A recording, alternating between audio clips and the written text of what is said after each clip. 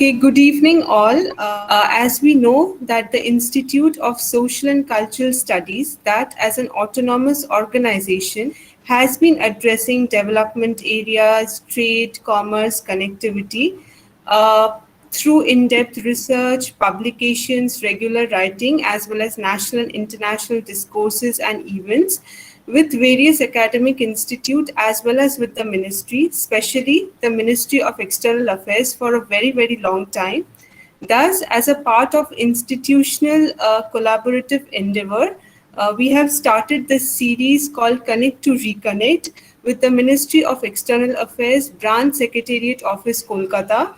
We would like to extend our gratitude to Shri Arup Kumar Shah, Head, the Ministry of External Affairs Branch Secretariat Office, Kolkata, for supporting us and enabling us to bring this disquisition, which is the fifth from the series of Connect to Reconnect on Indo-Thai Conflux. A warm welcome to you all, and it's a pleasure to have you all and, of course, national and international participants from India, Thailand, and other parts. It's a pleasure for us to have Ambassador Anil Wadhwa, who's the chairperson for today's disquisition. Ambassador Wadhwa has been a former ambassador of India to Thailand. He has also served as a former Secretary East Ministry of External Affairs and now part of Vivekananda International Foundation as a distinguished fellow. A warm welcome to you, sir, and thank you so much for being with us. My pleasure. Okay. Amongst the distinguished speakers, it's a pleasure to have Her Excellency Mrs. Pattarat Hongtong, Honorable Ambassador of Thailand to India. Thank you so much, ma'am, for being with us this evening. It's a pleasure to have you today. Thank you. It's my pleasure. Thank you. We also have Her Excellency Mrs. Suchitra Durai, Honorable Ambassador of India to Thailand. Thank you so much, ma'am, for being with us. Thank you. Thank you. Of course, we have Professor Surat Horachaikul, Founder Director of India Studies Center of Chulalongkorn University, directly joining us from Thailand. Thank you so much, sir, for being with us. Sawadee krap, namaste, everyone. Namaste, sir. And it's a pleasure to always have in our support Professor Ishani Naskar from Department of International Relations, Jadavpur University. Thank you so much, ma'am, for being with us and always being in our support. It's a pleasure to have you. Thank you so much. I would like to welcome all our national and international participants. Before we proceed, I would like to make some gentle requests that, after the disquisition and after the presentation by all our distinguished speakers, we are likely to have a 5 to 10 minutes of a discussion session. For your questions to be answered, I would like to request all our national and international participants to please post your questions over chat box and it will be answered, I'm sure. And secondly, all the details and updates and the entire disquisition would be made available later on our YouTube channel, ISCS India. For more updates and details, please do like and subscribe to our YouTube channel. Now, I would like to request Ambassador Wadhwa to please take it forward from here. Over to you, sir. Thank you. Thank you. Thank you very much, Konkana. Thank you. Excellencies, ladies and gentlemen, first of all, it's a great pleasure to moderate this star panel, which features both the Thai ambassador to India, Excellency Pattarat Hongtong, and the ambassador of India to Thailand, Excellency Suchitra Durai, whom I've known since a very long time.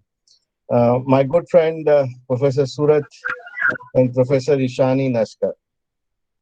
So today we will discuss ties between India and Thailand, which are deep-rooted in history with interactions in multi-dimensional fronts, and there have been some extensive contacts at all levels.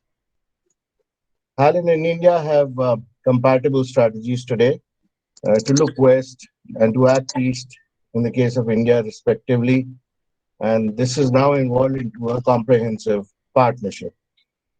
So India and Thailand cooperate in, of course, the India-ASEAN interactions, the East Asia Summit, the ARF, and the sub-regional grouping of BIMSTEC, the Mekong Ganga Cooperation, the ACD, etc. One can also find Sanskrit and Pali words in the Thai language. They are linked by Buddhism, and the story of Ramayana is well known in Thailand in the name of Ramakien. If you look at our different facets of cooperation, the India-ASEAN FTA and goods, and then the services and investment agreement, which came into force much later, they both ensured that the bilateral trade is growing steadily. It touched about $12 billion in 2019 before coming down marginally post-COVID.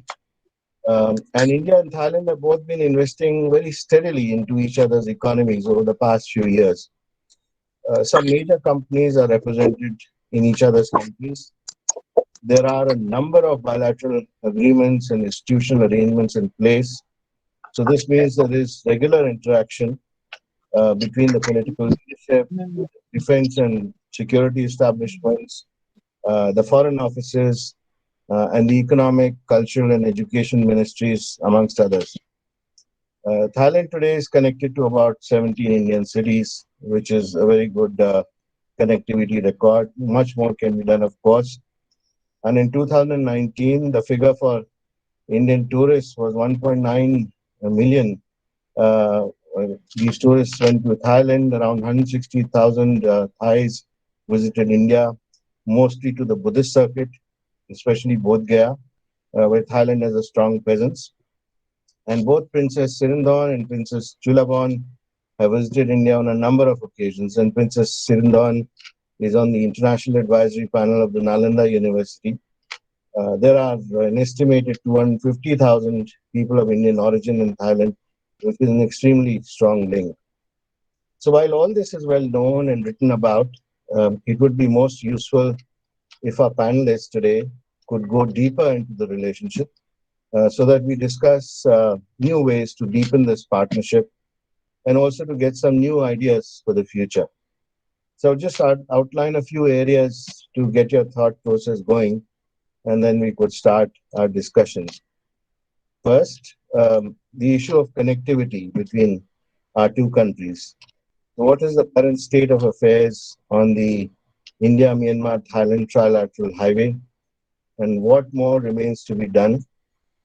Is the idea of trilateral or quadrilateral cooperation in Dawei in Myanmar with Japan and linking it with Chennai still on track? Is any thought being given to maritime connectivity, to shipping lines, feeder lines, and connections between Thai ports and the Indian ports? What has been the result of our 2019 MOUs between the Port Authority of Thailand and Krishnapatnam, Chennai, and Visakhapatnam Port Trusts? The second is the issue of trade and investments, which is always very important.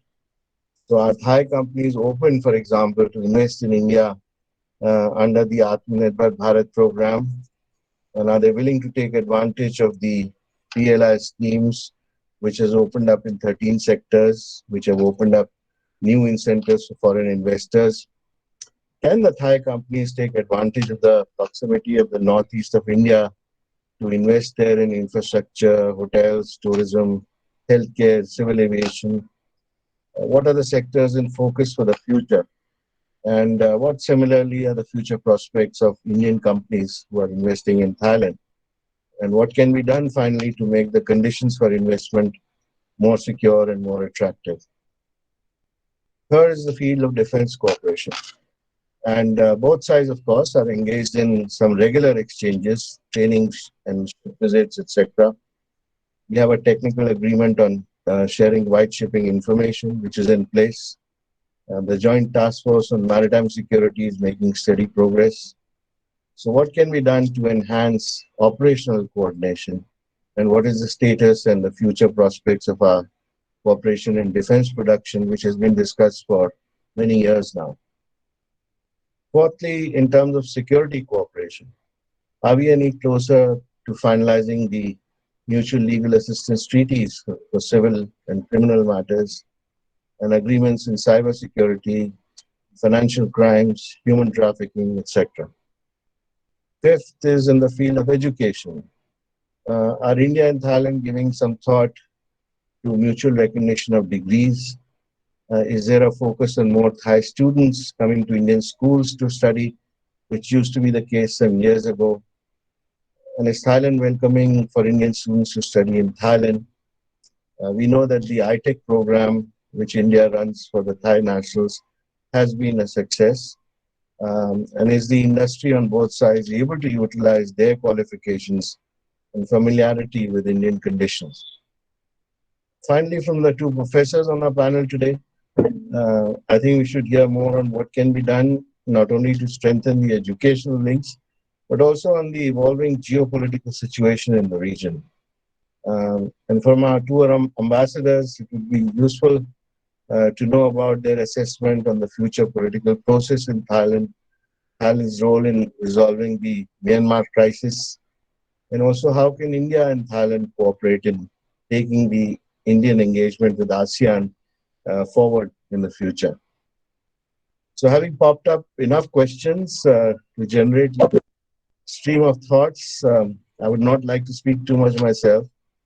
I would now like to straight away invite the Ambassador of Thailand to India, Excellency Mr. Pattarat Hongtong, to address us. You have the floor, Excellency. Thank you, Excellency. Good afternoon.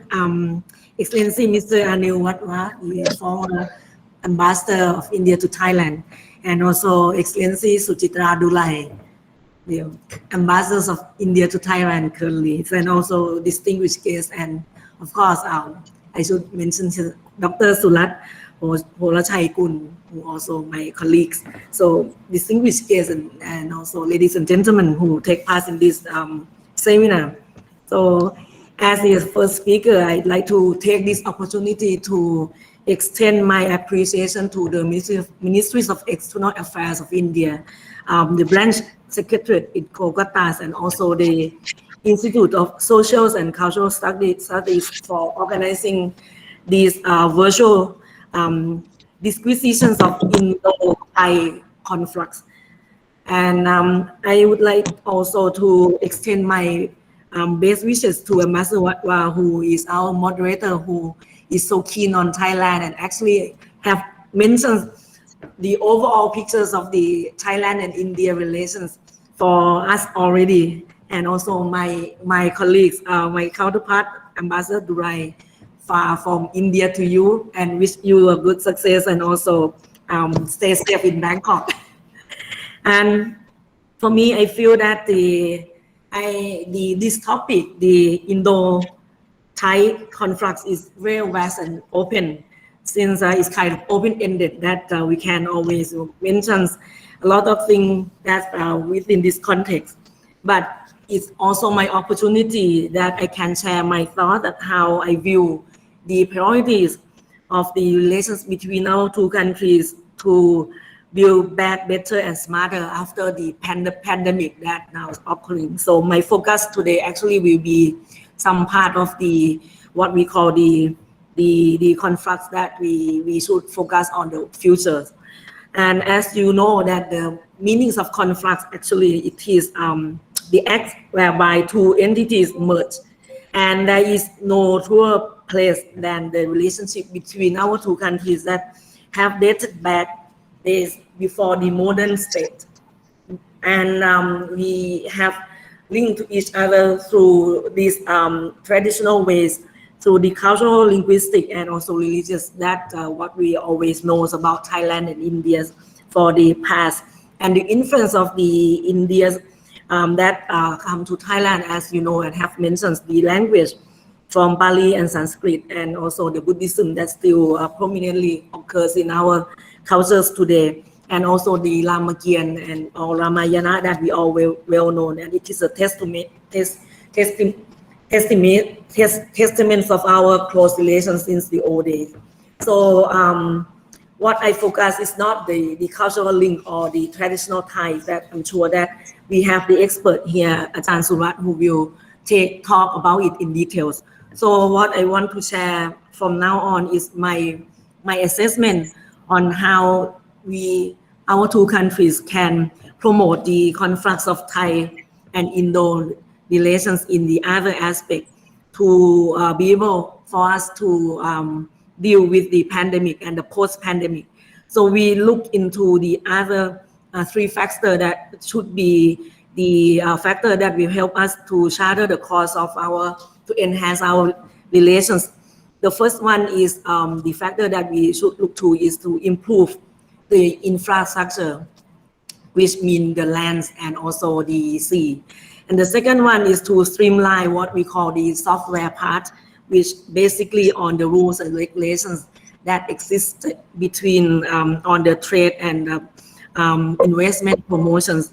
And the last one, perhaps the most important one, is to promote the people-to-people exchange or relations in all fields, so that we'll be able to make both of us, our two countries, to be able to take advantage from what already have laid down in the old days based on the socio and cultural relations. On the first one, to achieve the connectivity on lands, we all know that perhaps when we look to the connectivity on land, we always think of the from India to Thailand or Southeast Asian mainland, that we think of the existing route that we know it, we see it in our mind map, but actually it's already existed in the regional framework that we both are members, BIMSTEC that Ambassador Wadhwa has mentioned, and also the ACMEX that now India is the first batch of the development partner of ACMEX. So in these two contexts, we see that there's already some existing cooperations on the land infrastructure development projects. So we hope that when Thailand take part as the next year as the chairmanships of BIMSTEC, we will be able to be a lead country in BIMSTEC to connect with to promote the connectivities of the BIMSTEC frameworks with India and other members countries. So we want to work closely, especially with India, on the connectivity that we will have to continue your work. That how we would be able to promote the ongoing development of the trilateral highway that will connect India, Myanmar, and Thailand at the Mesot from Mizoram to Mesot, and then also the BIMSTEC master plan on the transport connectivity, which we hope that we would be able to conclude the draft on it during the summit. Perhaps hope that this summit or next summit. But as a next chairman of the BIMSTEC next year, we hope that at least we could be able to see somehow the development of the trilateral projects and also some of the concrete conclusions of the BIMSTEC master plan on transport and connectivity, which we believe that to promote the connectivity on land with these two key documents, we will be able to enhance this route to connect India with other parts of Southeast Asia, which means that as the partners of the ACMEX, finally India can be able to enjoy this route, connect from Thailand through Vietnam, through the e-ways that already existed between Thailand and then Laos, Cambodia, and Vietnam. And of course, that ACMEX now has the prioritized projects, and one of it is to focus on the land connectivity. And not only the ACMEX itself, but also the GMS, the Greater Mekong sub-region, that also India's play important roles with some the member countries through the bilateral relations.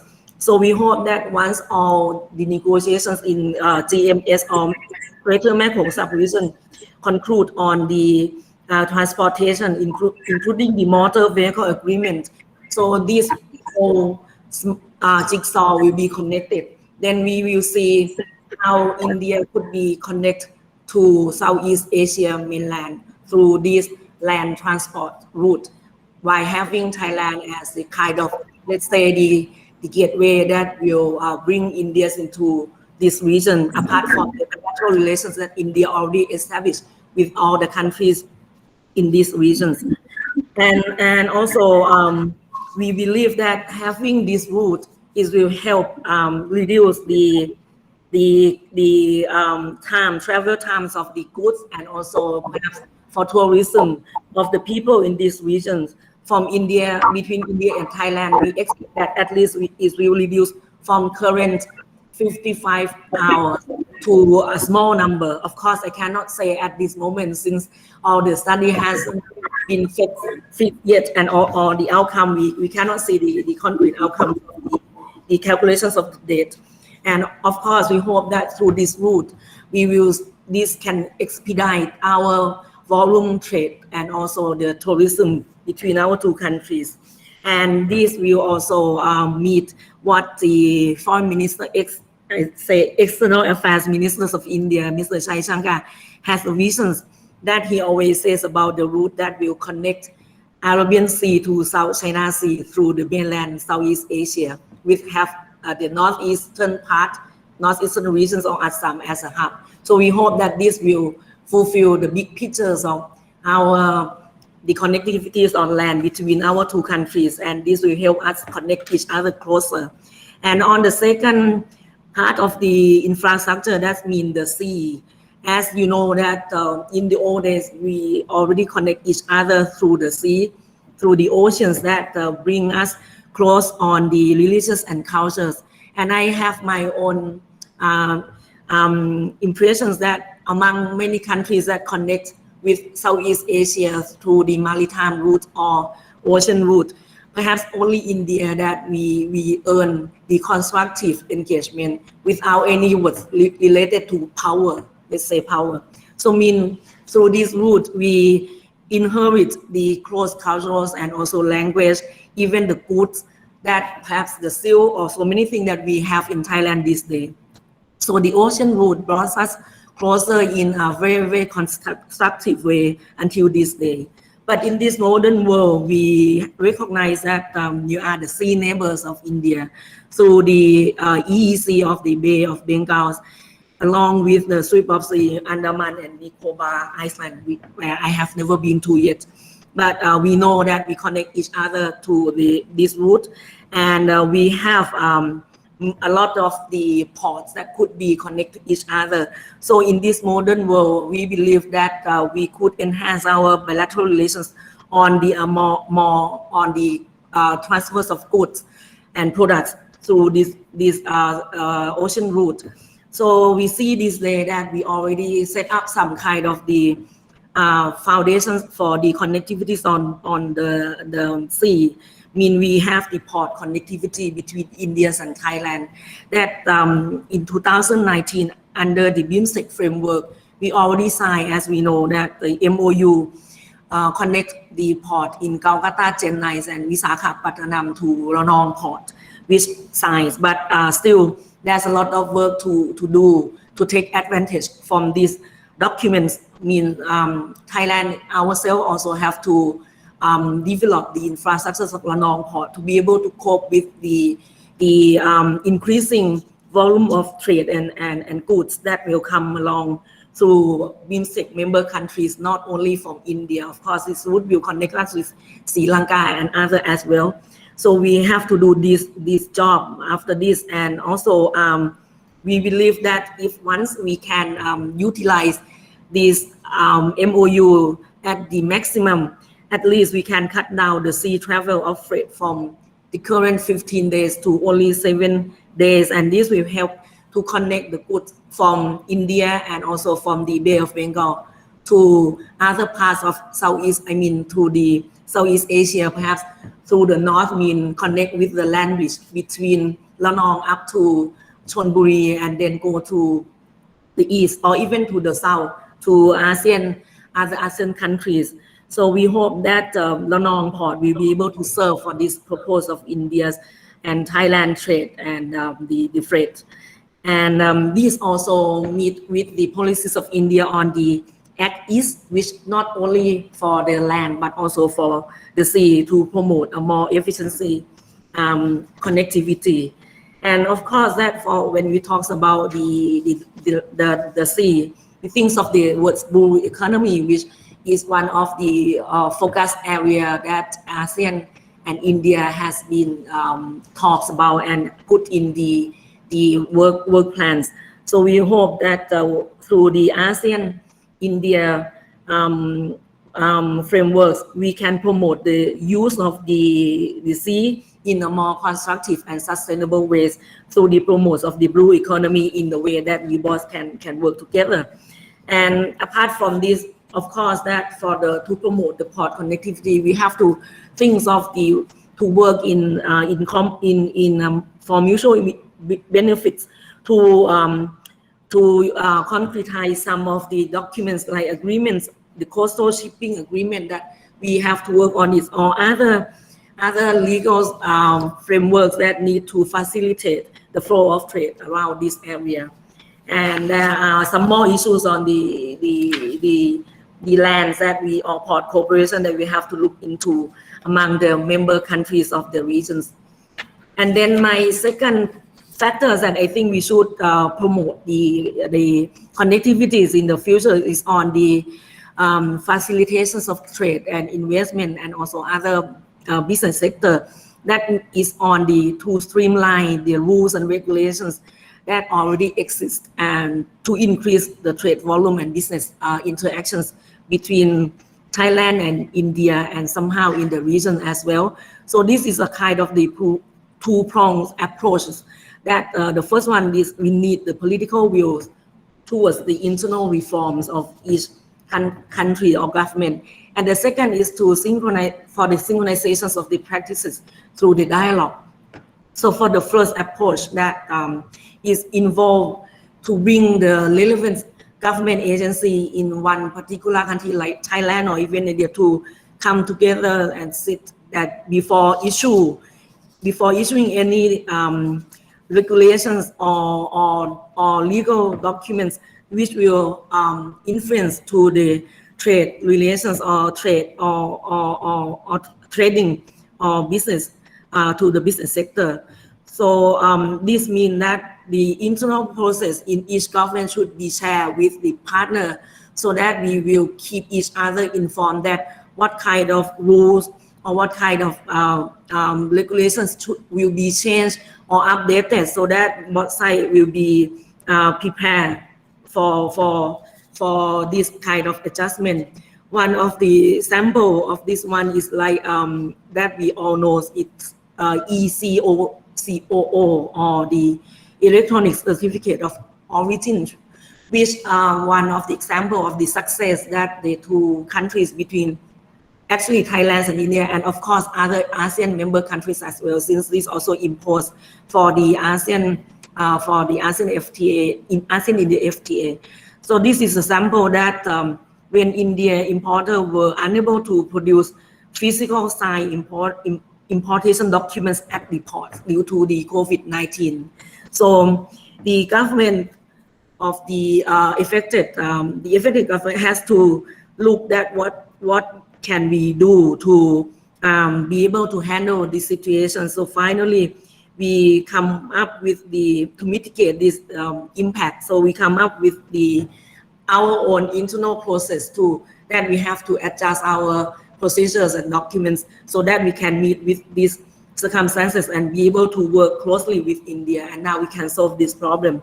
So this is a kind of example that the rule and regulations can be very important. So especially during this kind of the unprecedented circumstances, we should have a kind of early warning system or the internal informal meeting among the government agency of both countries.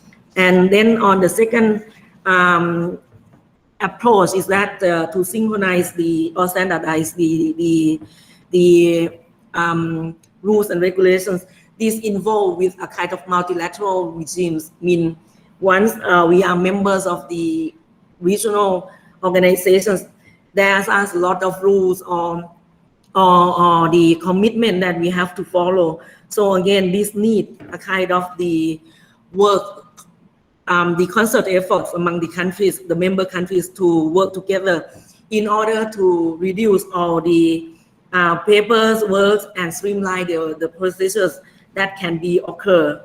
So this can be some example may take in happens in the future, like under the BIMSTEC master plan on transport connectivity, that will require a lot of agreements or the regulations to facilitate the transportations under this kind of the master plan. So we have to make sure that the member countries will have regular meetings and share the information and details so that we can set up the proper agreements to facilitate the trade and also investment and other business sector of the member countries. And we have to try to utilize the new technologies or smart technologies to maximum the efficiency for streamline all the procedures required.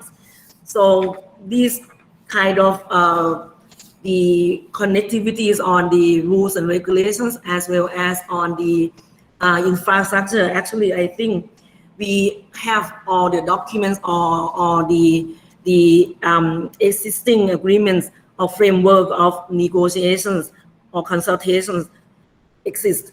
But what we need is only the political views of the government concerned. I mean, like if it is bilateral, it means only Thailand and India. But if it is the regional framework, we need all the government to have the political will to solve all the problems. The problem is the problem always come out by nature, but our nature is to solve the problem. So we have to have the political views to solve this problem, so that to make sure that things will be facilitated for our private sector and also for the people to be connected to each other through the already existing infrastructures and also the rules and regulations.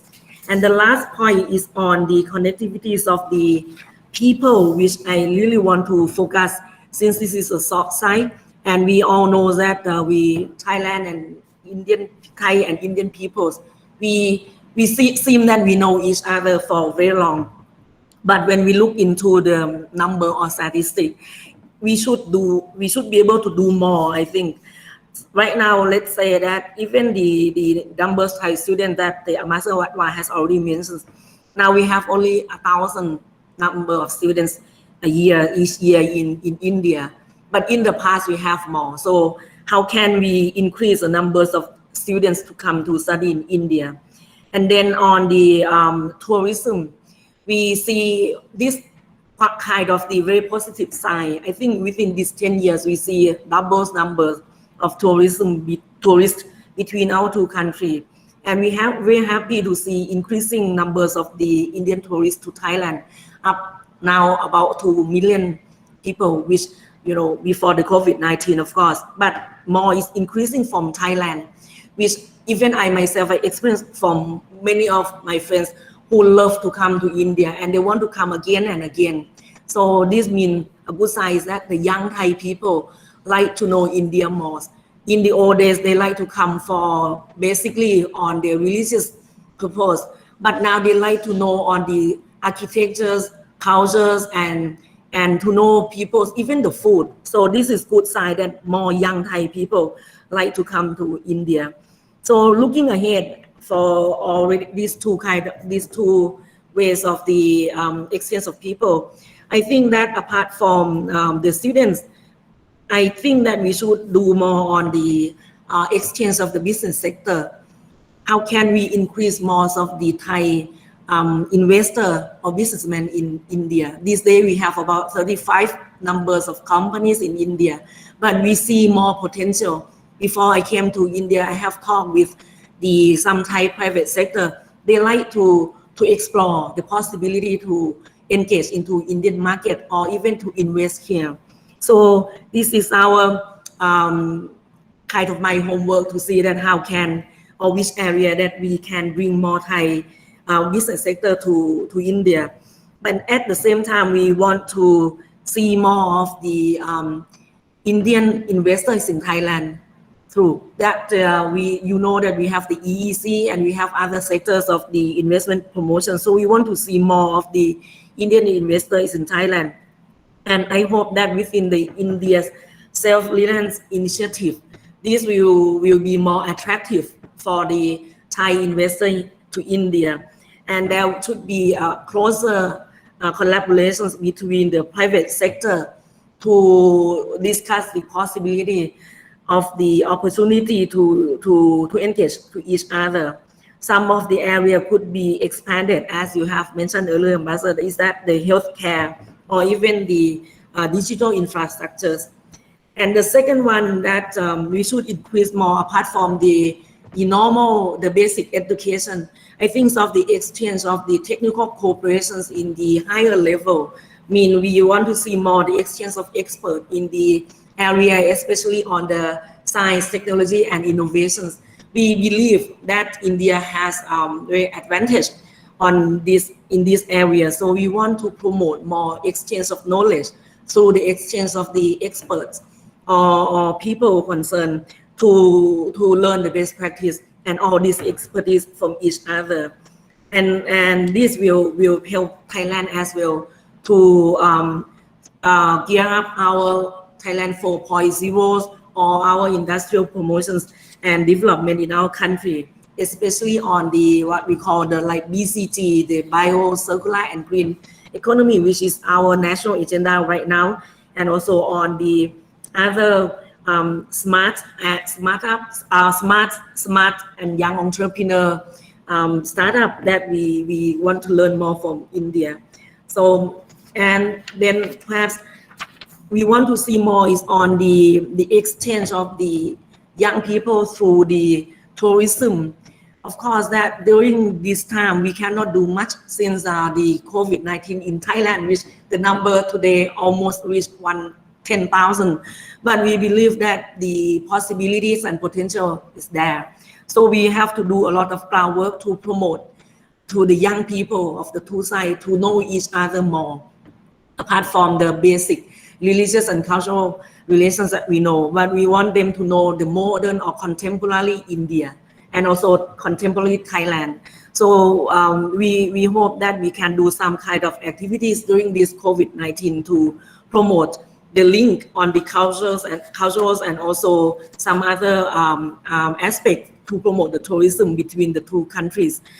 So let me say that in this note, we believe that look west and act east policy of our two countries will be not only the lip service, but through at least my intentions, and I'm sure that my counterparts in India we will try to do our best to promote the current and contemporary relations to be further beyond what we already have very good and happily existed in the past. And next year will be our 75 years milestones of our diplomatic relations. So we hope that the pandemic-19 won't be an obstacle for us to do a kind of the promotional activities to bring the people to see each other, even though from far away, to get to know the realities and then be prepared to be connect. So I hope that we will be able to, from the already connected in the old days through the cultural and religious link, we will be reconnected after the COVID-19 or the pandemic to be more well connected in the future. So this is something that I have some of the observations that I like to share in this seminar. Thank you.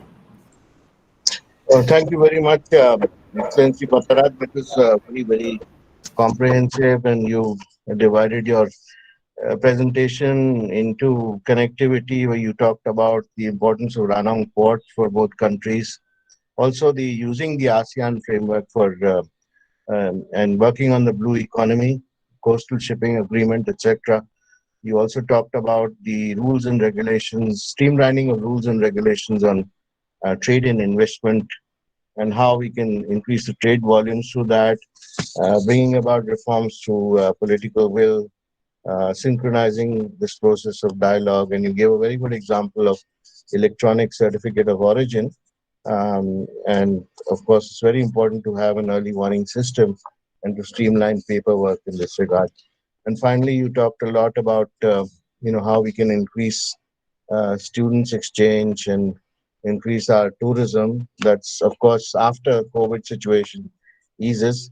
But digital infrastructure and healthcare definitely hold a lot of promise, and the emphasis on science and technology and innovation and startups amongst young people that you talked about are all very important. Thank you so much.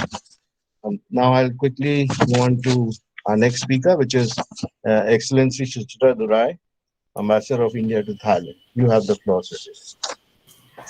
Thank you, sir. Ambassador Wadhwa, former Secretary East, Ambassador Pattarat, my counterpart, Professor Surat, Professor Ishani Naskar, above all, Mr. Arindam Mukherjee, the director of the ISCS and the prime mover of this dialogue series, distinguished participants, good evening, namaskar, sawadee ka. As we've heard from previous speakers, and I think Ambassador Wadhwa and Ambassador Pattarat have already covered most of the points that I've prepared.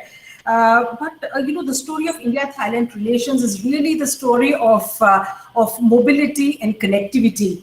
So what I thought is that because since we are maritime neighbors and there is a long history of travel and connectivity between the two sides, I had thought of dividing my talk into three parts: the historical relationship, the people-to-people connectivity in the contemporary period, and infrastructure and digital connectivity. So I'm now going to toss that historical part out of the window because I think a lot of it has already been touched by previous speakers. We always talk about the contribution of Pali and Sanskrit, and that is very much evident in Thai language. But I think there is also, the influence of other languages. And in this context, I would just like to mention that both Bengali and Tamil, I think words are there in the Thai language, which is, of course, very interesting. There was also reference to communities, which have been living here. Of course, in the recent past, last 150 years, we've got a very large diaspora, which is now in the 4th and 5th generation, and playing a very important part. But we've also had communities which go back in millennia. For example, we've had trading communities from the southern part of India who have settled down along the Andaman Sea coast. This is evident in the Vishnu of Takwapa and the stone inscriptions which are still there, as well as the Indian community in the entrepot of Ayutthaya in the 17th century. But that is, of course, the historical part. We will not dwell on that. So in the contemporary period, of course, we have a continuous sort of engagement at every level. If you take the political level, we've had prime ministerial level visits in the recent past, almost on an annual basis until 2019, when Prime Minister Narendra Modi was in Bangkok for the East Asia Summit in November 2019. And earlier, of course, Prime Minister Prayut had gone to India twice in 2016 as well as in 2018 in the context of the India-ASEAN Commemorative Summit. And then, of course, as mentioned by Ambassador Wadhwa, the royal family of Thailand has a very close connection with India, and Her Royal Highness Princess Mahachakri Sivindon, who is, of course, also the recipient of several awards in India, including the first award for the World Award for Sanskrit, visited India in February 2020 for the 20th time, and Her Royal Highness Princess Chulalongkorn was also there around the same time. Our defense and security relationship is indeed very robust, and the 2012 MOU on defense cooperation provides the framework. We've signed the technical agreement on white shipping. We have staff talks. We have exchanges of visits. When, of course, in the pre-COVID situation, we have training programs where both sides avail of all the training slots. And, of course, joint exercises. Every arm of the armed forces engages in joint exercises. And in the area of defense production and procurement, some headway has been made, although it is still not in a very large way. So Ambassador Wadhwa referred to it. So we are still working on it. And we hope that, very, very soon we will have some kind of a breakthrough in that area as well. Our economic and commercial engagement, of course, is really the heart of our relationship. And we touched $12 billion in 2019. 2020 saw a dip, which is understandable. But the first 5 months of 2021 show a remarkable, sort of a bounce back, and we've already touched $6 billion. So if we grow at the same rate, we would actually do far better than what we did in 2019. Again, bilateral investment has been happening from both sides, about somewhere in the range of 50 to 70 million every year. If we could do far better. There's a lot of interest in Thailand from Indian companies, and I'm sure vice versa. As Ambassador Pattarat said, there has to be some streamlining of procedures, and that is what I think both sides will try to work on. And of course, when it comes to connectivity, we've had, before the pandemic, we had 300 flights on a weekly basis from 17 destinations in India to 2 in Thailand. And of course, 1.9 million Indians visited Thailand. Now, the most important thing about Indian tourists or Indian visitors is that, they're high spenders. They are not really cost conscious. A lot of them are also, who come there for destination weddings, etc. There's also cultural exchange, which has been going on a regular basis. We had the Festival of India in 2015, which was a huge success. And we've had cultural troops, visiting each other's country on a very regular basis. We have, of course, a very large Indian community currently, which serves as a very important bridge between the two countries. Another aspect, of course, of the P2P, relationship is education exchange. And, we have, in fact, about 500 students from India in Thailand at any given point.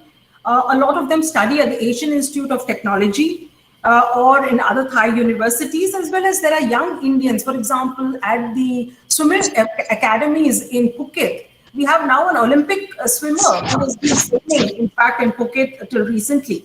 And there are many like that. They also come to avail of the hospitality management courses in Thailand. And as far as from India is concerned, the government of India offers about 75 different university level scholarships under various schemes. And we also offer short-term training slots, about 100 slots. Recently, in fact, what we launched was the ASEAN India PhD Fellowship. And this is really important because this is offered for all the 10 countries together is about 1,000 slots. So every country, including Thailand, gets 100 slots.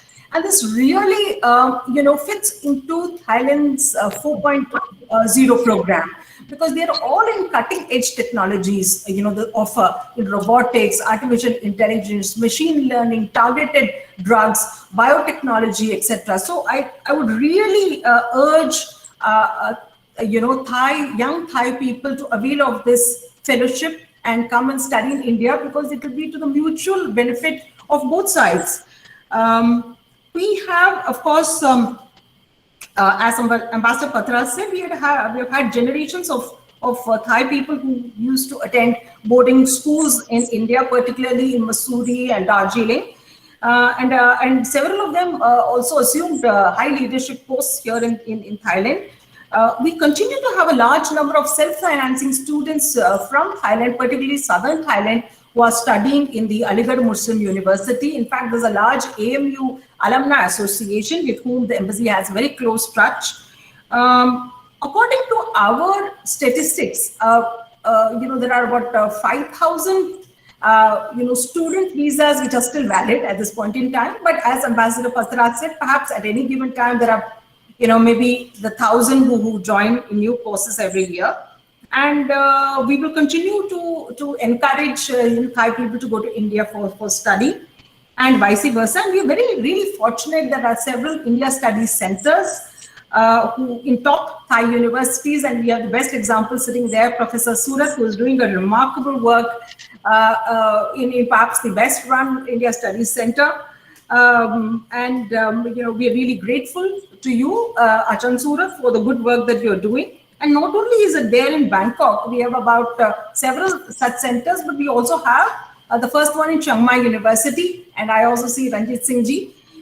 So that is very good for us, and we hope that we are able to take that particular, cooperation to a much higher level. What is actually overlooked in the normal discourse is that under the new education policy, which was launched by the government of India, recently, Thai language is now included as one of the foreign languages which are offered to children in Indian schools. What does that mean? It means there's a clear indication and there's a political will to foster this relationship and of the importance that India attaches to its relationship with Thailand. Then coming to, of course, infrastructure and digital connectivity, much of it has been touched by Ambassador Pattarat. This, of course, is really the heart of our Act East policy and also our vision of the Indo-Pacific, which was outlined by Prime Minister Modi in the Shangri-La dialogue in June 2018.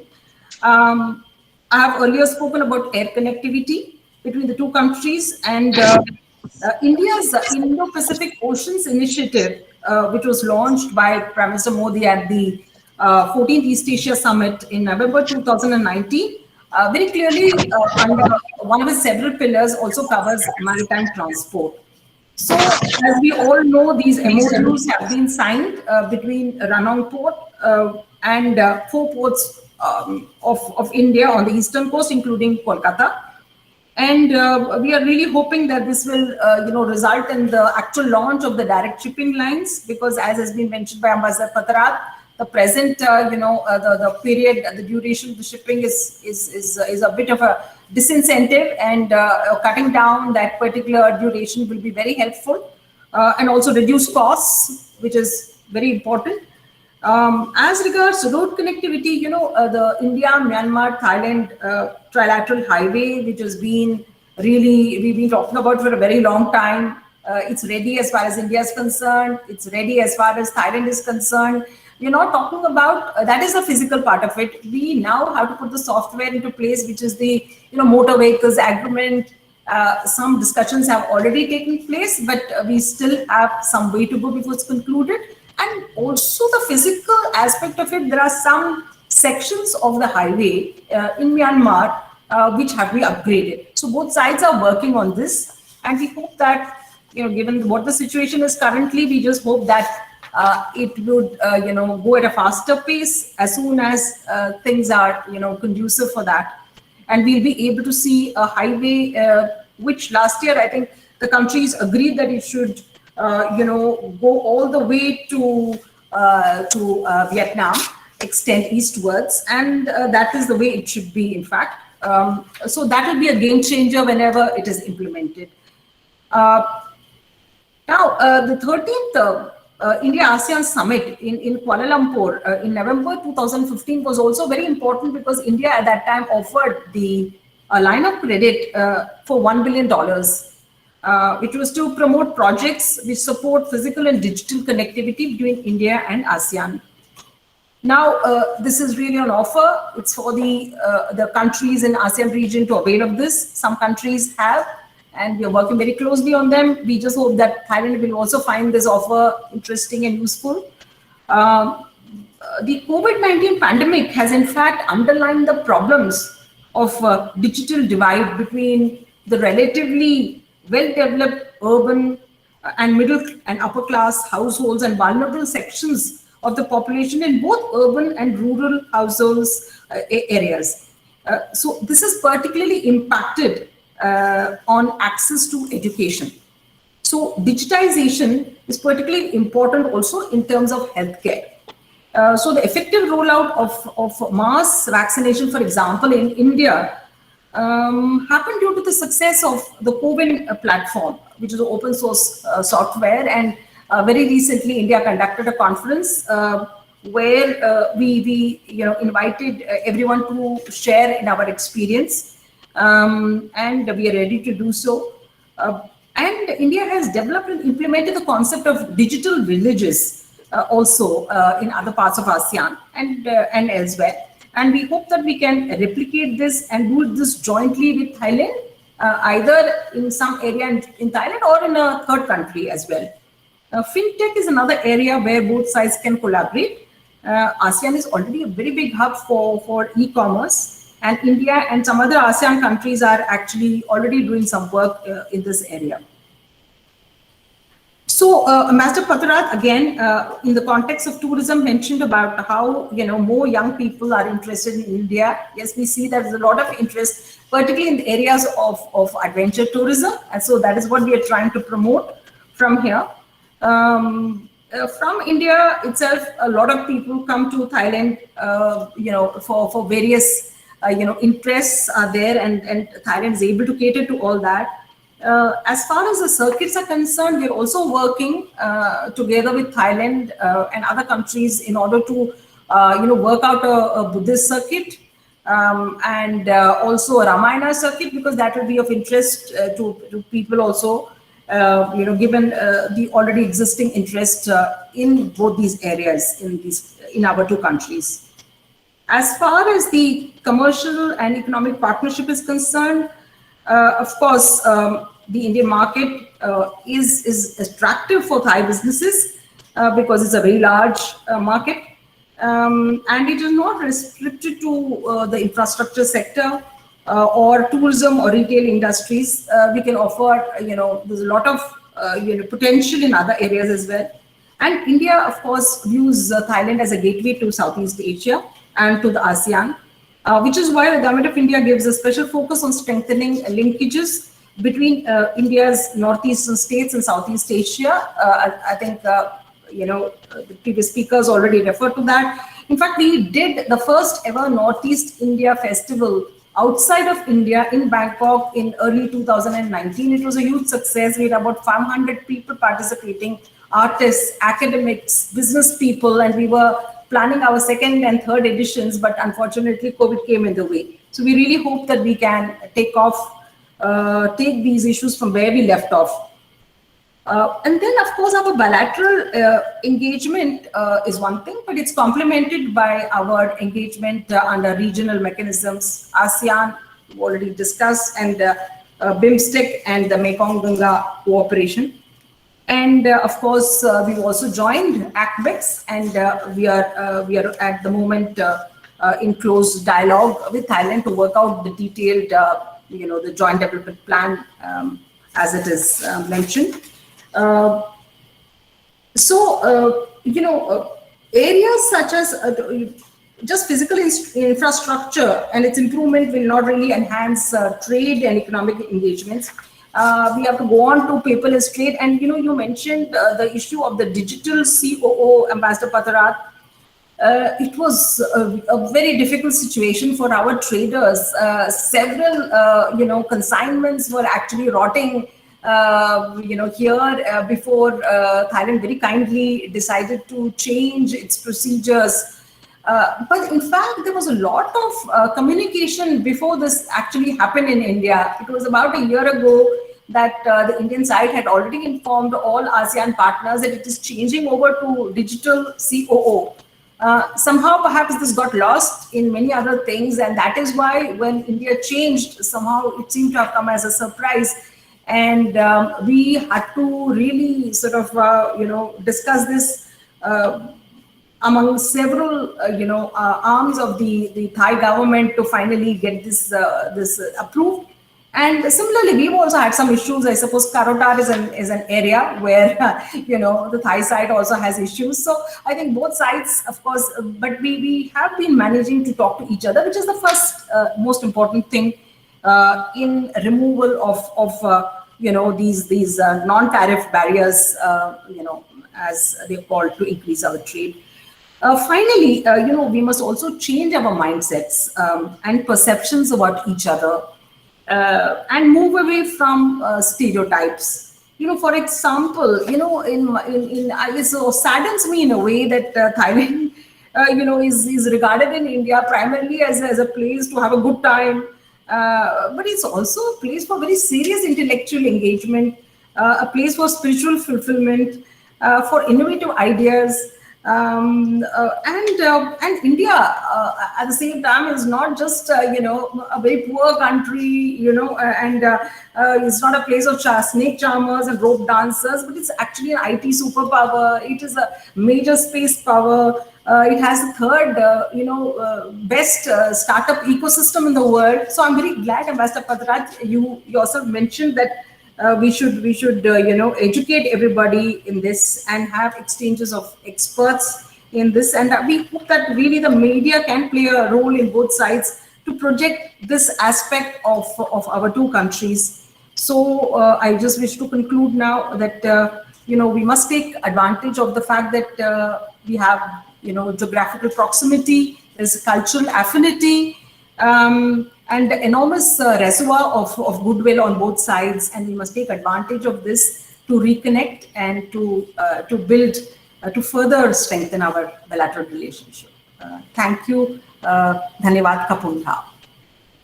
Thank you very much, Excellency Suchitra Durai, for very clear enunciation of where the priorities should be, especially dividing your presentation into mobility and connectivity. And I think it's very interesting to note that you also have Bengali and Tamil, for example, which figure in Thai language, not so well known as a fact. And of course, two good news you gave us. One is that you expect some breakthrough in defense production side and the trade, which is up to about 6 billion in the first 5 months, which is a very good sign again. It's very important that we continue to focus on the student exchange, which you laid stress on, and important development which you brought to our attention is the Thai language, which is now allowed in as another language in Indian schools. The important news about port connectivity, which will definitely help trade in the future, and the fact that India is now ready to share its CoWIN platform with other countries in the region and indeed across the world. Fintech, which you brought about as another area of cooperation, is very important going forward, and the emphasis that India is putting on building Buddhist circuits and Ramayana circuits. These will all be very helpful in terms of pushing up tourism when we open up post-COVID. And finally, the most important point that you highlighted was on removal of non-tariff barriers and changing the perceptions about each other. So thank you very much for that comprehensive presentation.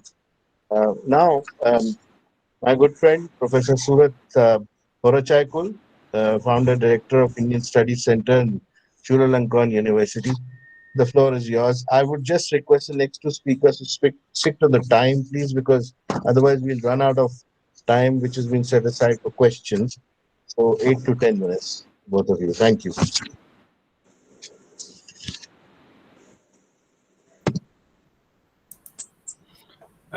Ambassador Anil Wadhwa ji, Ambassador Pattarat Hongtong, Ambassador Suchitra Durai, Professor Ishani, Naskar. First of all, I would like to express my sincere gratitude to the Ministry of External Affairs and Institute of Social and Cultural Studies for giving me this opportunity to speak at this international webinar on Connect to Reconnect Indo-Thai Conflux, along with distinguished moderator and panelists here.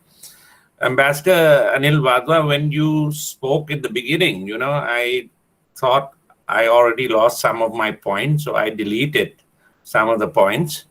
And then, of course, when Ambassador Pattarat Hongtong spoke, I then deleted also certain sentences. And when Ambassador Suchitra Durai spoke, so now I have no points to say much now, So being nearly the last person means that you don't have many points left to talk about. And you requested that we, be on time. So I think I will fulfill your requirement here, because I will not say something repetitive what already others have already said. Okay, so I think I can start this my talk here with the title of the webinar itself, Connect to Reconnect Indo-Thai Conflux, And I think I can go back to the example by the 3 great Bengalis who visited Thailand in the first half of the 20th century. Okay, that is Gurudev Rabindranath Tagore, Prafulla Sen, who later on changed his name to Swami Satyanand Puri, and of course Netaji Subhash Chandra Bose. And 3 of them were at Chulalongkorn University as well. And we have published a book on this. So if we start with Gurudev Rabindranath Tagore, I think what he did in Thailand could actually tell us a lot about connect to reconnect. In the sense that he was talking a lot about, the linkage, the Asian unity that we see. So there were about 3-4 events that we organized, and Ambassador Anil Wadhwa was there to support us all the way. And of course, because of Gurudev Rabindranath Tagore's close relationship with King Rama VII, and King Rama VII then of course requested that Gurudev send a Sanskrit scholar. So Prafulla Senji went there to Thailand, taught there, and later on, of course, he changed his name to Swami Satya. He changed his role and became Swami Satyanand Puri. And he was the one who actually invited Netaji Subhash Chandra Bose to Thailand. And all 3 great Bengalis were doing at that time, was of course to connect to reconnect. Because during the British Empire, I would say that, it was quite a lost opportunity. The linkage basically faded, because of the colonialism and so on. And then, of course, Pandit Jawaharlal Nehru tried to do that. And this was before 1947, ICWA, when India had that think tank even before India gained independence. And then your Bandung Conference, But then eventually India and Thailand immersed in the global politics of the Cold War. So again, another phase of what you call lost opportunity. But people and cultural linkages were still there. So as Ambassador Suchitra Durai mentioned about people studying at Aligarh Muslim University, talking about University of Pune, and many institutes in India. For example, our Supreme Patriarch graduated from Hindu Banaras University in India, and each time you seek audience with him, and if he knows that you are from India or you studied in India, he will kindly start to speak with you in some languages, of India and so on. So very nicely friendly gesture with all who seeks the audience with him. So, I mean, attempts has been there. And then, of course, we saw Prime Minister Rajiv Gandhi in the late 80s, He visited Thailand, visited Indonesia, and was quite warm welcome. And even Chulalongkorn University awarded him honorary degree, PhD, and basically attempts were there. And then liberalization of India period, Narasingh Rao and so on, look east. And you continue to see this with brilliant speech delivered by Prime Minister Narendra Modi in our national stadium, which is, of course, the property of Chulalongkorn University there as well. So I also feel quite privileged, being part of Chulalongkorn University, which is also very connected to India as well, right? So, of course, we have all kinds of connection, all kinds of linkages. But at the same time, we also have challenges as well that we have to overcome. So India began to liberalize in the early 1990s. Okay. And then, of course, you have look east, then Thailand has look west. At that time, General Chachai Chunawan and more investments from India started, the Birla Group and others. And eventually, we come to this stage. Okay. And I think both ambassadors have summarized already what have been done and so on. I think economic relations between ASEAN and India and bilateral relations between India and Thailand have improved immensely. Okay? Immensely. Okay? And this was all the continuity that we saw from Ambassador Latta Reddy and others, and even our Thai ambassadors in Delhi were all continuing the good relations on economic front. Okay. But again, today when we talk about economic relations, it's not only about ASEAN India. It's not only about Thailand and India.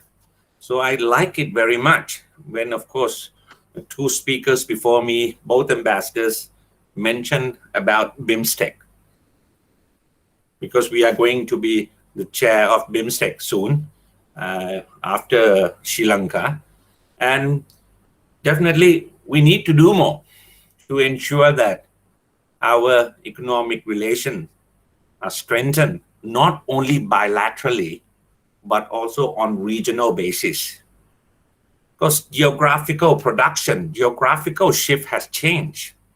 So I believe that businessmen from both sides, businessmen from Bangladesh, from Sri Lanka, and from other countries, look forward to something that would happen in economic front as well. So many agreements have been there, and we hope that these agreements can be ratified soon. But again, BIMSTEC is not all about economic cooperation. There are also other areas. Yeah? And we're trying to work this very hard as well with our MFA, and many government officers, even from national security councils and other departments, are working very hard to ensure that BIMSTEC produces tangible outcome for the people of BIMSTEC as well. So what I'm trying to say is that today, bilateral relations undoubtedly is very important, but it is not enough. We have to see it in a regional structure. And we cannot deny the fact that on Southeast Asia part, Thailand can play a key role. On South Asian part, India can play a key role. So Thai ambassador spoke about coastal shipping agreement, and other kinds of things, roadmap, connectivity, master plan, and so on.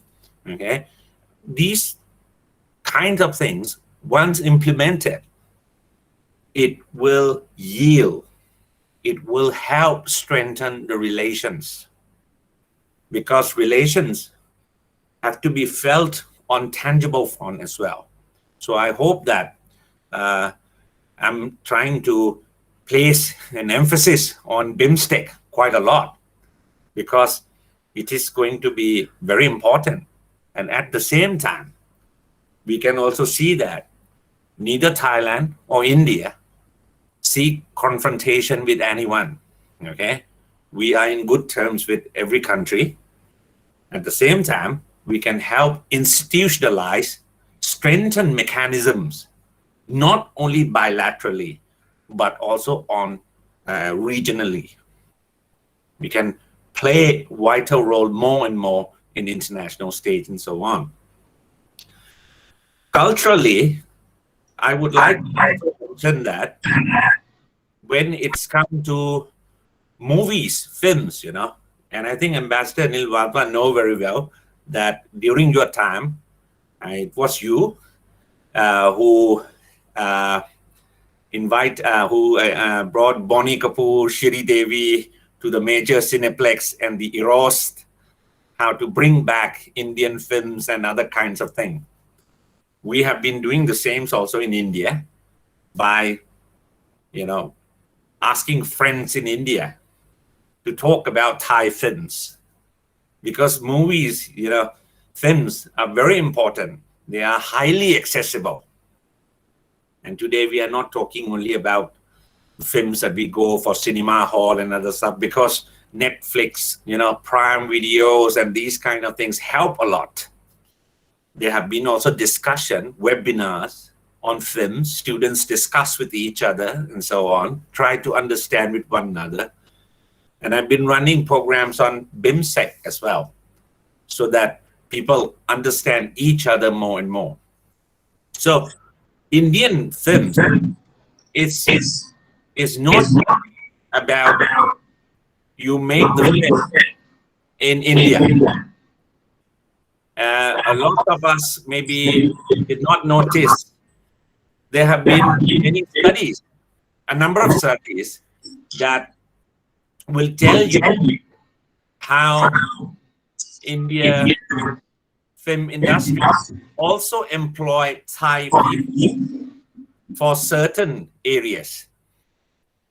Certain animation sets of graphic designs have also been made in Thailand for Indian film industry, for example.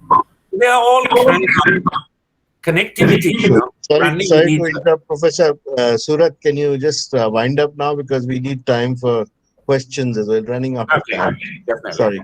Yeah. And I'll try to avoid certain points and come to the main points. I have last 3 points to mention here. Okay. Of course, the challenges that we need to overcome. I think we need to understand each other more and more. And we cannot just say that because we have cultural linkages, civilizational linkages, we have Ramayana, Pali, Sanskrit, but they are not enough. We need to do more. So I think sitting down together, synthesizing our needs in different fronts will help us a lot. And I recommend that for this first point, if possible, this can be actually done through think tanks, because maybe outward looking help understand as well what need to be fulfilled. My second point, okay, we need to facilitate educational linkage in both countries to make sure that we understand each other more and more. Here, I think, if possible, we also expect to see more Thai study center in India. Okay. I think Indian study center in Thailand, there are a number of them.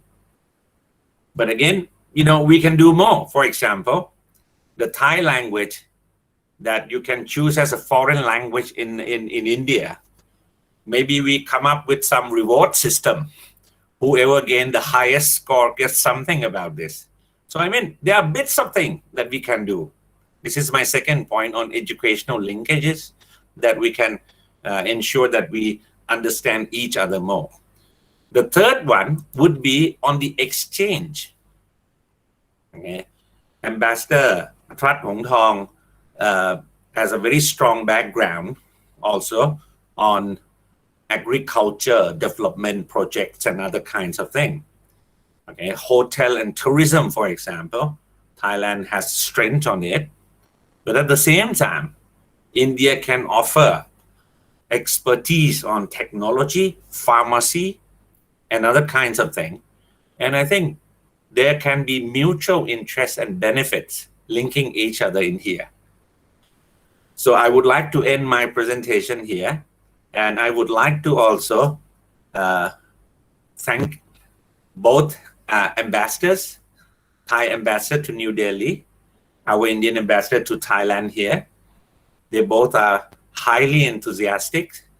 They both want to ensure that our relations are strengthened more and more. Okay, and I can end it here because I think the time is running out, and Professor Ishani also need to make some points. So I'll avoid other points and end it here. Thank you, Ambassador. Thank you very much, Professor Surat. Sorry to cut you down, but we are running out of time. So that's why I'm not going to summarize what you said, but we've noted your important recommendations which you made in the end, especially. And I'm sure both ambassadors will make note of it and see what can be done about implementing those suggestions. So now our fourth speaker, Professor Ishani Naskar, Department of International Relations from Jadavpur University. You have the floor, ma'am.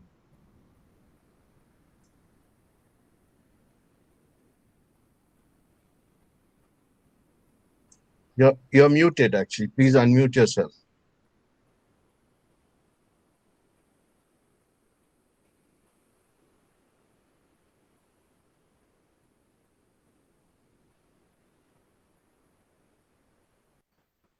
Ma'am, please unmute yourself. Still on mute. Am I audible now? Yes. Go ahead. Yes. So, thank you for allowing me to speak. And a very good evening and namaskar to all my distinguished co-panelists and the audience. And I'd like to put on record to the organizers for having me over. If Professor Surat has set the tone by deleting a couple of points as speakers kept on speaking, I think I will have the least to speak, so I can assure the moderator that I'll make it very short. The only saving grace of my few minutes presentation is that I will be speaking and concentrating only on the security aspect. And the distinguished speakers, my predecessors, have already spoken about it. Quite a few of them have indicated. So I shall not be repetitive and cut on the time about so that discussion can take place. But I would like to say that we are living in the age of what is known as the Indo-Pacific time, in the Indo-Pacific time. So, Ma'am, you are not clearly audible. Hello, am I audible now?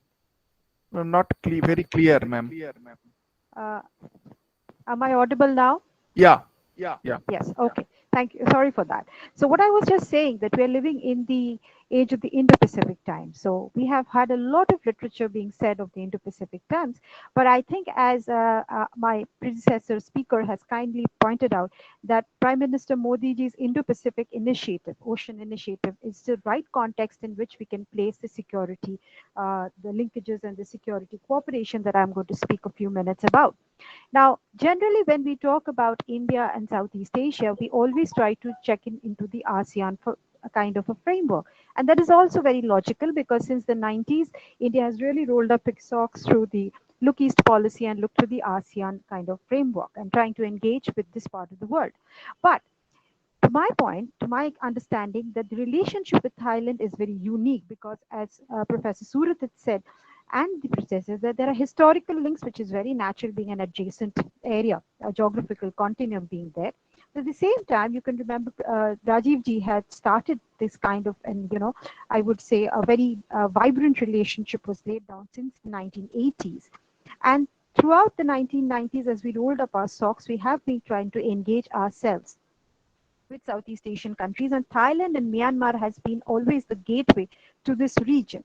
Now, when we come to the millennia, which is 2000, I see that the Indo-Pacific concept has become more and more vibrant. It is in this context that the India and Thailand bilateral relationships and regional framework relationships becomes very important and for us security cooperation is concerned.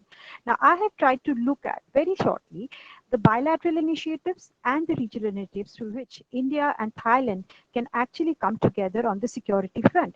We have had, long standing exchange of defense sectors exchanges and military cooperations through exercises like naval exercises like Corpat, starting from probably from 2005.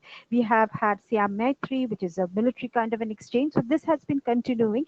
And Ambassador Wadhwa was speaking about, the mutual legal assistance treaty, which came in 2004, the mutual extradition treaty, which is very important, and that has helped us in kind of getting access to people from the other wrong side of law to get them back to a country, like people like Gurmeet Singh or maybe even Willie Norin Twanish. So these kind of people have these kind of facilities have helped India and Thailand coming together on the security front. I would like to congratulate also Professor Suraj for bringing up the BIMSTEC formula. the BIMSTEC framework is also very important. Started quite ago in 1997. You can see in 2004 and 2008, terrorism has become an important element of concern for both the countries. We all know that India and Thailand have certain concerns over terrorist attacks and insurgency issues. So this is one front which I think in this new times, with the challenging times, this will become extremely important. And BIMSTEC, particularly for India, ladies and gentlemen, is that strategic space, that is that area which will give a kind of a connect, which will compound the security concerns of South Asia and Southeast Asia, particularly the two countries of Myanmar and Thailand. And Thailand will be extremely important for India from that aspect. Besides, we all know that we already have a MILEX exchange kind of a exercise of the BIMSTEC. So we have already got a security kind of component running. From 1995, we have Milan exchanges. Besides, Thailand and India are participating in naval exchanges under the RIMPAC kind of forum. One thing that I would like to also mention, I'm hurrying up so that I do not spill the time, is that we have to take also note of the fact that India is very serious about the IONS and the IORA. If India, it is Indian, the Indian Ocean is such a big maritime sphere which has great strategic significance for India. So therefore, even IONS and IORA are one of the mediums through which the countries of Southeast Asia, particularly Thailand, Myanmar, Indonesia, these kind of littoral countries will have a very good, kind of a projection as far as this kind of exchanges and security cooperation is concerned. Ambassador Wadhwa is talking about the geopolitical implications of this region. Geopolitics has become extremely important, and I underline that point at this point of time. And when we talk about geopolitics, we generally are trying to talk about, the kind of tug and pull between the two very, very ambitious countries, United States, and very concerned to us, China. So if Thailand is kind of represented as the strategic spoke of continental hub of Southeast Asia, then India will represent the pivot of IOR, the pivot of IOR. And that is where I think they will share strategic visions and they will try to pull together. But here, I think a couple of things must be pointed out that, as far as India is concerned, India is the country which really shares the border with China, has very, very serious border issues, which is not the case of Thailand. And Thailand has been always a kind of a non-NATO ally of the United States. So therefore, there are strategic places where we can come together. But this has to be taken also with a grain of salt, because you may remember that also China is one of the largest economic partners of Thailand. So therefore, it is also important for Thailand to adjust its economic concerns and also have, United States and Japan as kind of a backup as far as defense and infrastructure investments are concerned. So in that way, Thailand also has their own strategic concern. So it is important for India and Thailand to come together and see what kind of strategic visions we can share together. Incidentally, all the ASEAN framework maritime patrol kind of processes, India, as of yet, to the best of my knowledge, is not a part of those kind of initiatives.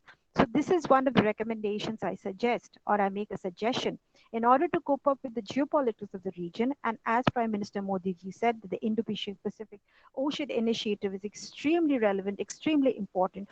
It is very, very important that India be visible in these kind of maritime joint patrolling forces in the Malacca Straits, and also if required beyond. And if we can make ourselves seen, visible, and more prominent in our activities without the aggressive component, without being pushy as China, I think Thailand and India can go a far way, because Thailand is one of the most prominent naval powers of the region, that we can go a long way in securing the maritime region. Thank you for your attention. Thank you, Professor Ishani. I think that was a very, very good presentation in terms of geopolitics, especially, and we've noted your suggestions. And now we will directly go to the questions, because there are some in the chat box, and after that, some people have raised their hands to ask these questions. So the first question that I'll go to is by Saikat Basu. Thailand is a gateway to Southeast Asia that can connect South Asia, SAARC, to Southeast Asian economies and ASEAN. A logistic connection of the Indian subcontinent with Southeast Asia through Bangladesh and Myanmar into Thailand, Indochina, which is Cambodia, Vietnam, and Laos, to the Philippines, Singapore, Brunei, Indonesia, and Malaysia could transform the trade and commerce perspective, India and Thailand could just play a significant role via BIMSTEC. I'm sure we all agree, and I think that has already been answered by the speakers today. I think there's a question from Glenn Chatilier when he talks about the linkage that COVID-19 has brought about with vaccinations. And he also says that there are traditional medicines for which both India and Thailand do have both intellectual resources and herbal resources. Can there be some medical research initiatives jointly between India and Thailand? For there are imminent threats to more viruses which are on the horizon. So I'll take one more question and we'll come to the panel. The third question is, how can young professors from Indian universities be part of the Ramayana circuit? Because it's one of the most important bridge for cultural connect between the two countries. This is Professor Abhilasha Singh. And then one more question which I can see is about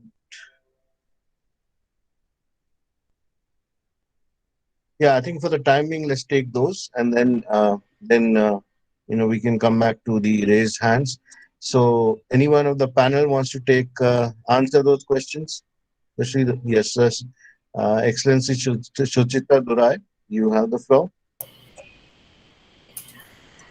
Sir, firstly, it is such an honor and privilege for me to participate in this program which you are moderating, because I wanted to say this when I spoke earlier. You were the first Foreign Service officer that I ever met after having joined the Indian Foreign Service in 1988. So it is really such a pleasure.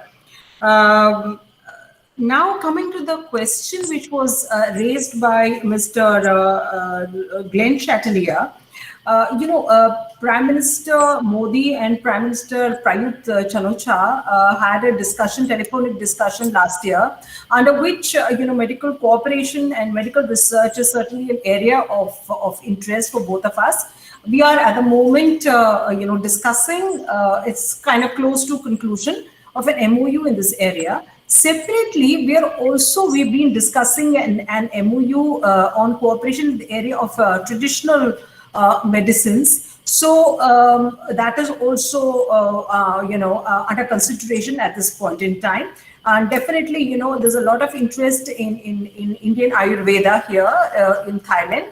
And similarly, Thais also have a very strong, alternative medicine, traditional alternative medicine. So I'm sure both sides can cooperate in this area.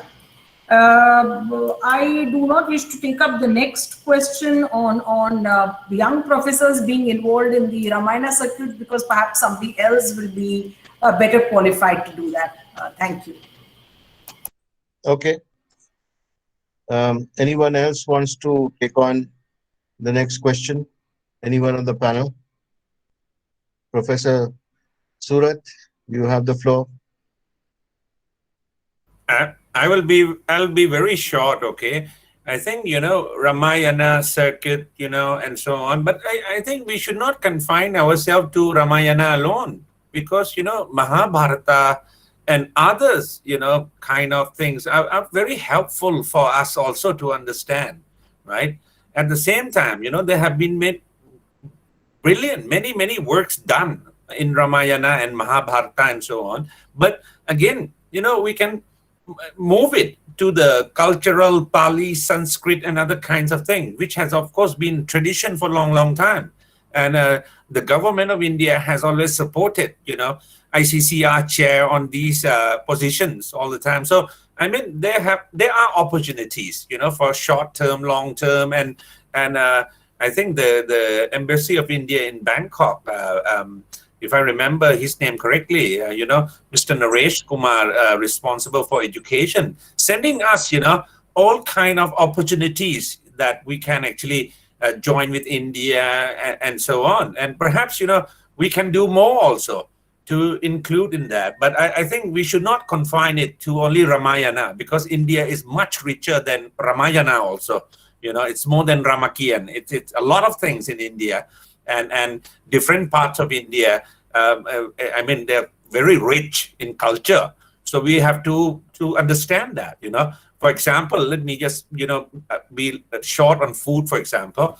I mean, we have been trying to tell the public, that Indian food is not only about butter chicken and naan, and now more and more Thai people understand, that there are food from different parts and so on. And some Thai people know more than myself, the one of Indian origin, or other, people who are experts on food. So, I mean, we have to explore more and more on Indian culture of different parts here. Yes, thank you so much. That's absolutely right. There is much more to do. Saikat Basu has three questions. The first question is on land connectivity between India and Thailand via BIMSTEC. How much is that advanced till date? And I think that was answered during the presentations. But the two other questions he has: can India and Thailand establish an international religious tourism by connecting all Buddhist sites in the region? That's the first question. Second question is, this region has rich biodiversity. Is there any plan for cross-country conservation initiative? Excellency Pattarat, would you like to take that question? คือเรื่องอะไรนะ Actually, I am not so been here so well, but I guess that you asked about the biodiversity, right? The cooperation. Yes. Yeah, is there any plan for cross-country conservation initiative? Because the region has rich biodiversity. Actually, as I mentioned earlier, that one of the areas that I want to focus during my term here is, and in my earlier speech, is that on the science and technology, which also innovation, which also include on the sectors of bio and also the traditional medicines or how to utilize the herb that we both countries have. And this is also one of the things that I learned from our ministers of higher education and also the research. He asked me, the firms asked me to find a way to work closely with India to exchange the knowledge on the biotechnologies and also on the biodiversity, as well as on the promotionals of the traditional herbs and medicines, which we both believe that we all share. I cannot say right now that in which area in particular that we can exchange or learn from each other, but this is the thing that we have to find out here, the strength of in India that Thailand can exchange with. Okay, thank you. Maybe Professor Ishani can take the other question, which is about India and Thailand establishing an international religious tourism by connecting all Buddhist sites in the region.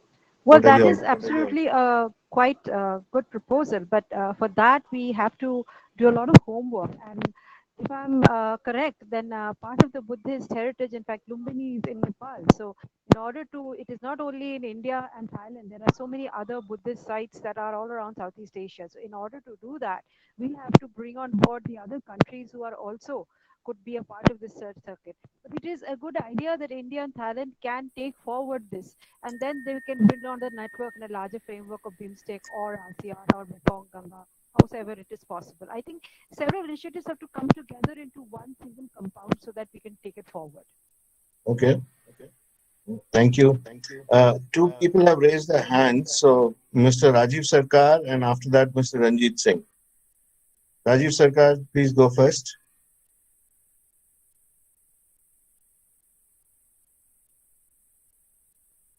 Mr. Sarkar, are you there?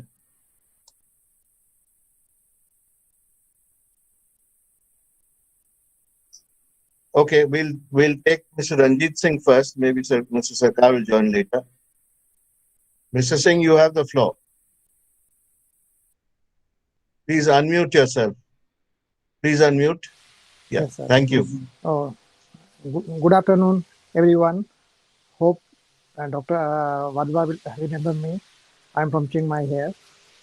And due to shortage of time, just what I have to say that we are today planning this seminar on the basic pupil connectivity And as a people native of Chiang Mai here in Thailand and the northeast of India, both of the countries, we are fortunately today I have a former ambassador here, present ambassador, both of from India to Thailand, and the ambassador of Thailand to India.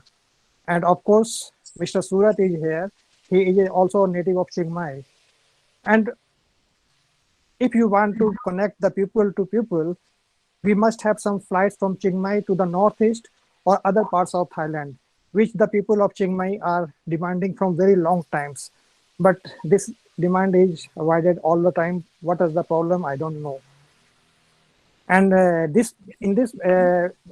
meanwhile, we have here tribes people in northern Thailand, which they have the same culture as the tribes of the northeast of India.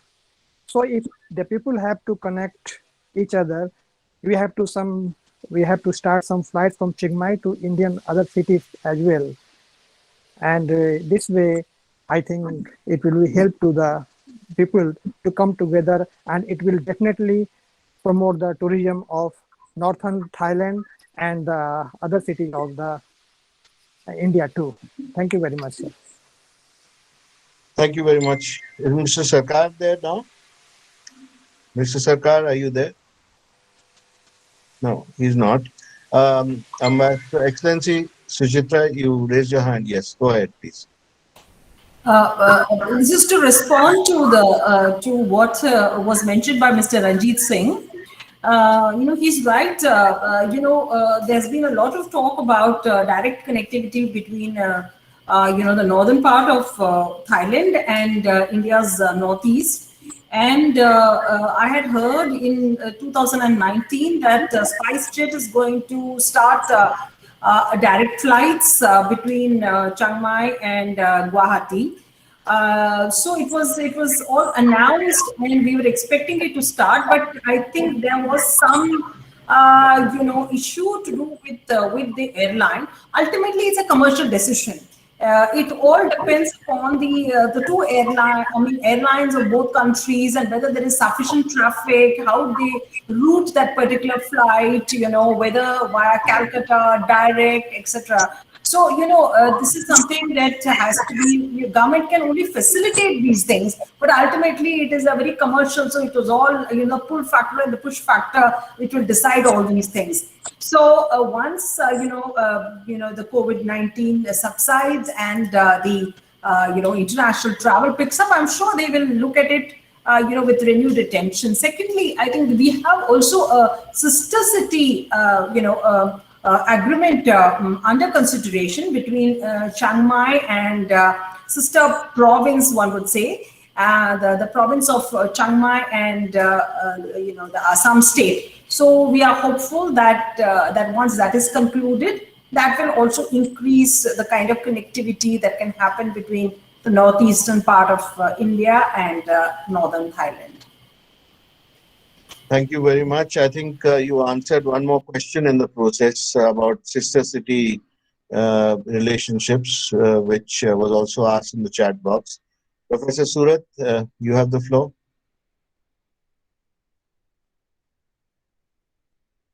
Yes, very short.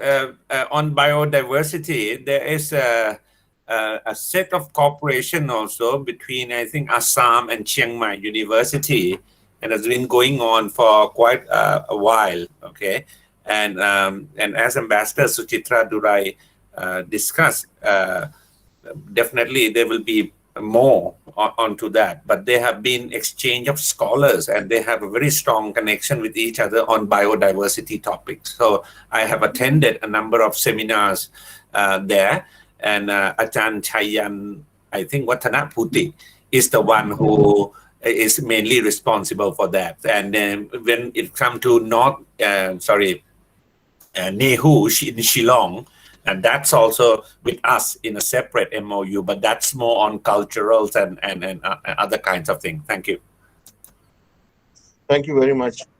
We have a lot of other questions coming in the chat box, but I think we really need to wind up because we've exceeded our time already. The extra time has also been exceeded. So I would really like to end this here. Thank you for all the questions from those who are participating. Just goes to show how interested the participants are in listening to our panelists. Now I'd like to, hand over to Mr. Ananda Mukherjee. He's the director of the Institute of Social and Cultural Studies for his vote of thanks. Thank you very much. Thank you. Good evening, all. I, on behalf of Institute of Social and Cultural Studies, India, and State Division and Branch Secretariat, Kolkata, Ministry of External Affairs, Government of India, extend a very hearty vote of thanks to all the speakers of today's webinar for gracing your important work and sharing with us your findings and opinions today. A big thank you to Ambassador Anil Wadhwa, former Secretary East Ministry of External Affairs, Government of India, and former Ambassador of India to Thailand for his effort towards as a moderator of today's webinar.